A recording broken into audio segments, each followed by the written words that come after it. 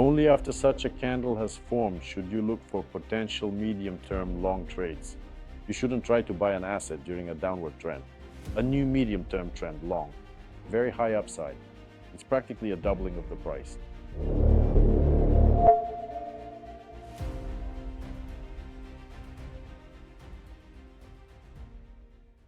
Hello friends, you're on the Old Trader channel. My name is Vladimir Karasyov. Today we'll talk about two stocks where we're very likely to see good medium-term trend longs forming soon. We'll take a look at Oracle and we'll also look at PayPal. Recall that we previously analyzed Netflix in detail, where we saw first, the end of a trend, second, the formation of a corrective move, specifically a shallow correction, and third, the formation of a new medium-term long setup within a new emerging long-term uptrend. My friends, once you've opened a position, the most important thing to understand is that you must only work with the stop. That's the main thing. So let's get started. The first company we'll look at closely is Oracle. And notice, after observing the first, the second, the third, the fourth, and the fifth consecutive months of downward movement right now, in the month of April, we can see that the monthly candle's upper wick is actually reaching higher than the upper wick of the previous month, which was March. And accordingly, the candle body's highs are higher than the highs of the previous month's candle body. If we stay in roughly this same configuration, then, friends, this fairly strong downward move, which again lasted for 5 months, will be over. This needs to be clearly understood. Only then will we have the chance, if a shallow medium-term correction occurs, to look for a medium-term trend long in this instrument later on. What does this mean?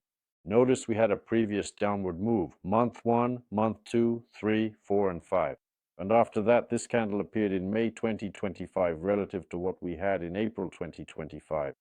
And only after such a candle has formed should you look for potential medium-term long trades. In other words, don't try to buy an asset during a downward trend. Of course, we say this many times. I'll repeat, big capital never buys assets during a downward trend. And what we see here right now throughout these 5 months, there are no buys. And again, only now are we seeing a situation where we can say with some certainty that this is the end of the downtrend. And now we have a situation where if a shallow medium-term correction occurs, we'll see a new medium-term trend long. Let's take a look at another company. This is PayPal.